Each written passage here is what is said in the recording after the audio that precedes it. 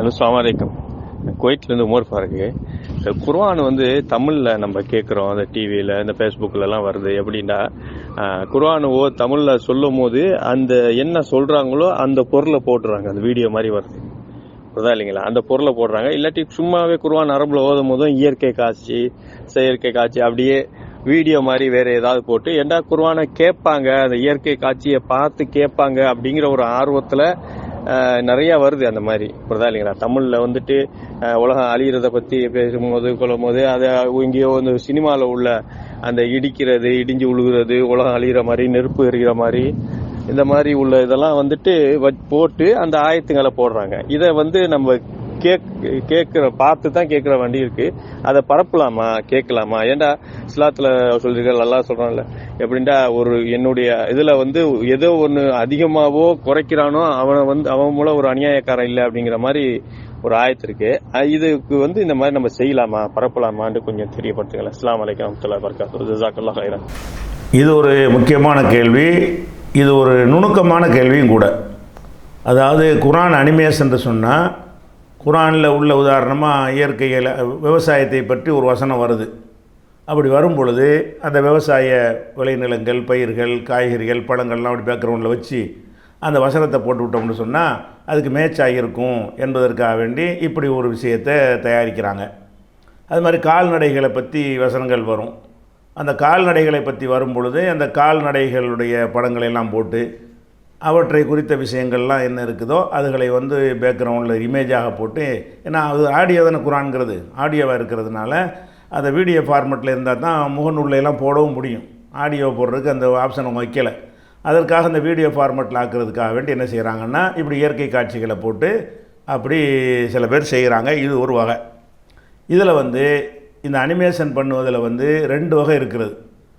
அனுமதிக்கப்பட்டதும் இருக்கிறது, தடை செய்யப்பட்டது, கூடாது, தவிர்க்க வேண்டியதும் இருக்கிறது.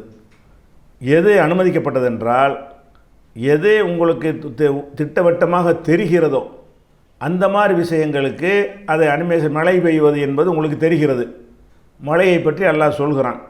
அப்போ மழை இப்படி தான் பெய்யுதுங்கிறத நீங்கள் மேகத்தை காட்டி அதை பொழியிற மாதிரி காட்டினீங்கன்னு சொன்னால் நீங்கள் அதில் உள்ளதை கரெக்டாக காட்டுறீன்னு அர்த்தம். உள்ளதை உள்ளபடி காட்டக்கூடிய இமேஜ்களை நீங்கள் போட்டால் அதில் தப்பு கிடையாது. ஆனால் உலகம் அழிகிற நாளை பற்றி அல்லாஹ் சொல்லும் பொழுது அந்த அந்த பயங்கரமான அழிவை உங்களால் சித்தரிக்கவே முடியாது. நீங்கள் செயற்கையாக சினிமா படங்களில் காட்டுறதை வைத்து கொண்டு அதை போட்டிங்கன்னு சொன்னால் அந்த அல்லாஹ் காட்டக்கூடிய அந்த பயங்கரமான விஷயம் கொசு மாதிரி போயிடும். இது மாதிரிலாம் உலகம் அழியாது, இதை சொல்லவே முடியாது. உலகம் என்ன செய்யுது, என்ன மாதிரி அழியும் என்பதை உங்களுக்கு கற்பனை கூட செய்ய முடியாது. அப்போ அல்லாஹ் ஒரு பயங்கரமான விஷயமாக சொல்லக்கூடிய ஒரு விஷயத்தை நீங்கள் கற்பனையாக உண்டாக்குறீங்க. இது அல்லாஹ்வுடைய அந்த வசனத்துடைய கணத்தை குறைத்து விடும். அப்போ மறுமை சம்பந்த கபருடைய வேதனைன்னு என்ன செய்கிறது, ஒரு குழியை தோண்டி அதில் வேதனை செய்யப்படுற மாதிரி, பாம்பு தேல் ஊற்றுற மாதிரி படத்தை போட்டு இப்படி தான் இருக்கணும்னு சொல்ல முடியுமா? அந்த ஆழமுலர்வாகில் நம்ம என்ன மாதிரி நம்ம உடம்பு இருக்குமா, அல்லது ரூஹு தான் அந்த மாதிரி செய்வானா, அது என்னங்கிறது நமக்கு தெரியாது. நமக்கு தெரியாத போது என்ன செய்யக்கூடாது, தெரியாததுக்கு வடிவம் கொடுக்கக்கூடாது. தெரிஞ்சதை என்ன செய்யலாம், விவசாயம்னு உங்களுக்கு தெரிஞ்ச விஷயம், உங்களுக்கு தெரிஞ்சதை எல்லாம் உங்களுக்கு சுட்டி காட்டும் பொழுது அதை நீங்கள் அனிமேஷன் ஆக்குறது தப்பே கிடையாது. என்ன இருக்கிறத சுட்டி காட்டுறீங்க. மழை உங்களுக்கு தெரியும். அதே மாதிரி ஒட்டகத்தை படைத்தை நீங்கள் பார்க்கவில்லையான்னு நல்லா கேட்குறான். ஒட்டகத்தை போட்டு அது அதனுடைய படைப்புகள் என்னென்ன அதிசயம் இருக்குன்னு சொல்லும் பொழுது அது உங்களுக்கு தெரிந்த ஒரு விஷயம். தெரிந்த விஷயங்களை அது அப்படியே காட்டும் பொழுது குர்ஆனில் சொன்னதை நீங்கள் அதுக்கு விளக்கமாக கொடுக்குறீன்னு வருமே தவிர குர்ஆனுடைய அந்த வெயிட்டை, அந்த கணத்தை குறைத்தீர்கள் என்று வராது. எதில் வரும், மறைவான விஷயங்களை பற்றி சொர்க்கம்னு வருது. இவன் ஊட்டி எடுத்து போட்டு சொர்க்கம்னு பேக்ரவுண்ட் போட்டால் என்ன அர்த்தம், இப்படி தான் இருக்குமா சொர்க்கம்? அது சொர்க்கம் எந்த கண்ணும் பார்த்ததில்லை, எந்த காதும் கேட்டதில்லை அப்படின்னு சொல்லக்கூடிய மறைவான, இனிமேல் எந்த மனுஷனுக்கும் தெரியாது அது மாதிரியான விஷயங்களை அல்லாஹ் சொல்லுகிறான் என்று சொன்னால் அதை நீங்கள் அனிமேஷனாக போட்டு அப்படி செஞ்சீங்க என்று சொன்னால் நீங்கள் பாவிகளாக ஆவீர்கள். ஏன்டா இப்படியாடா என் சொர்க்கம் இருந்துச்சு நல்லா கேட்பான். என்னுடைய சொர்க்கம் எப்படி இருக்குன்னு நான் உனக்கு சொல்லித்தரவில்லை, நீ எப்படி அதை காட்சிப்படுத்தின அப்படின்னு கேட்பானா இல்லையா? நன்மை தீமைகளை எடை போடப்படும் ஒரு திராசை போட்டு இங்கிட்ட நன்மை தீமைன்னு தட்டை வச்சு போட்டால் இது என்னது, இப்படி எடை போடப்படும். அவனுக்கே உரிய முறையில் அவன் எடை போடுவான். அப்போ நன்மை தீமைகள் எடை போடப்படும். அந்த மாதிரியான விஷயங்களை எல்லாம் நீங்கள் என்ன செய்யக்கூடாது, அனிமேஷன் ஆக்குனீங்கன்னு சொன்னால் அல்லாஹ் சொல்ல வர்ற அந்த அழுத்தத்தை நீங்கள் குறைத்து ஒன்றுமற்ற அற்பமான உங்களுடைய கற்பனையில் தோன்றக்கூடியதை அல்லாஹ் சொல்லக்கூடியது மாதிரி ஆக்கிய குற்றம் அதில் சேரும். அதனால் மறையான கபர் வேதனை, மகசரில் உள்ள கேள்வி கணக்கு நடத்துறது, சொர்க்கம், நரகத்துக்கெல்லாம் அப்படி படத்தை போட்டு நெருப்பு போட்டு போட்டுருவாங்க. இதெல்லாம் இல்லைடா நரகம், இதுக்கெல்லாம் மிஞ்சினதாக இருக்கேன், உனக்கு கற்பனையே பண்ண முடியாது. அதை அல்லாஹ் சொல்கிற வாசகங்களை சொல்லிட்டு போகணுமே தவிர அதுக்கு நீங்கள் படம் போட்டு காட்டினீங்கன்னு சொன்னால் அவனுக்கு இறை அச்சம் வருவதற்கு பதிலாக ஏதோ ஒரு சினிமா மாதிரி சொல்கிறாங்கன்னு நினைத்து கொள்வான். அது இட்டுக்கட்டின ஒரு தப்பும் வரும். இப்படியா இருந்துச்சு இப்போ அல்லாவுக்கு இப்போ அல்லாஹ் சொல்கிறான், நம்ம அல்லாவுக்கு உருவம் போட்டு நாளைக்கு அப்புறம் அது மாதிரி தான் இது. அல்லாஹ் எதை உங்களுக்கு மறைத்து வைத்திருக்கிறானோ, லா தஅலமு நஃப்சுன் மா உஃபிய லஹும், அவர்களுக்கு மறைத்து வைக்கிற ஒரு விஷயத்தை எந்த ஒரு ஆத்மாவும் அறியாது. இறைவன் எதை மறைத்து வைத்திருக்கிறானோ அது உங்களுக்கு உள்ள சொர்க்கத்தை கூட உங்களுக்கு கற்பனை பண்ண முடியாது, அது போனால் தான் தெரியும். அப்போ அந்த மாதிரி இருக்கும் பொழுது இந்த அனிமேஷன் பண்ணக்கூடியவர்கள் இந்த மழை வெயில் வெள்ளம் புயலுன்னு இந்த மாதிரி வரக்கூடிய உலகத்தில் நடக்கிற ஒரு விஷயம் அதை பற்றியும் அல்லாஹ் சொல்கிறான். அந்த மாதிரி விஷயத்தை சொல்லும் பொழுது அது நமக்கு தெரிஞ்சதை தான் நமக்கு சொல்லி காட்டுறான் அல்லாஹ். அதை ஒரு படமாக நீங்கள் என்ன செய்யலாம், அனிமேஷனாக அதை நீங்கள் சொல்லி காட்டினா அது தப்பு கிடையாது. ஏன்னா நம்ம எந்த ஒரு பொய்யும் சொல்லலை, மிகையும் படுத்தலை. ஆனால் இதில் மிகைப்படுத்தல் வந்துடும். கபரை பற்றி சொல்கிறது, கபருக்கெல்லாம் அனிமேஷன் போட்டு அனுப்பியிருக்காங்க, நிறைய பேர் போடுறாங்க. கபர் இப்படி தான் இருக்கும்ன்ற அனிமேஷன், சொர்க்கம் இப்படி தான் இருக்கும்ன்ற அனிமேஷன், நரகத்துக்கு அதுக்கு ஒரு அனிமேஷன், சொர்க்கத்துக்கு போகிற பாதை நரகத்துக்கு போகிற பாதைன்னு 2 பாதையை போட்டு விட்டு இப்படியெல்லாம் போட்டு அது மாதிரியான ஒரு வசனங்களை போட்டு விட்றாங்க. அதான சொர்க்கம், அதான நரகம், அது கற்பனை பண்ண ஏழுமா? இந்த உலகத்தினுடைய வெப்பத்தோடு அதை ஒப்பிட முடியாது. நீங்கள் சொன்னால் அப்படி தான் விளங்குவான் மனுஷன்லாம். அதில் போய் நம்ம என்ன செய்யக்கூடாது, அதுக்கு படங்களை போட்டுலாம் சும்மா சொல்லக்கூடாது. சும்மா ஒரு எழுத்த போட வேண்டியதானே. வீடியோ ஃபார்மேட் உங்களுக்கு தேவைன்னு சொன்னால் டெக்ஸ்ட்டாக அந்த வசனத்தை போட்டு இமேஜ் ஆக்கி அதுக்கு பின்னாடி ஆடியோவை கொடுத்தா வீடியோ ஃபைல் ஆகிட்டு போகுது. அப்படி செய்யணுமே தவிர அதை அழகுபடுத்துங்க, கலர் கொடுங்க, ஒரு நல்ல கவர்ச்சியாக இருக்கிற மாதிரி செய்யுங்க, அதெல்லாம் உங்களுக்கு தப்பு கிடையாது. ஆனால் மறுமையை சொல்லக்கூடிய விஷயங்கள், மறைவான விஷயங்களுக்கு நீங்கள் எப்போ அனிமேஷன் கொடுக்குறீங்களோ மறைவானது உங்களுக்கு தெரியும்னு ஆகிவிடுகிறது, அதை சொல்லக்கூடாது. அதே மாதிரி இப்போ ஜிப்ரீல் வருவார், ஜிப்ரீல் வருவார், இப்போ வாரண்டு ஜிப்ரீல் மீக்கால்னு வருது. உடனே அதுக்கு ஒரு படம் தேவதை மாதிரி படத்தை போட்டு ஜிப்ரீல்னு சொல்ல முடியுமா? ஜிப்ரீல் நீங்கள் பார்க்க முடியுமா? ஷைத்தானை பற்றி சொல்லும்போது அதுக்கு 2 பல்ல போட்டு கொம்பை போட்டு நீ அப்படி தான் ஷைத்தான் இருந்தேன்னு பார்த்தீங்களா நீங்கள்?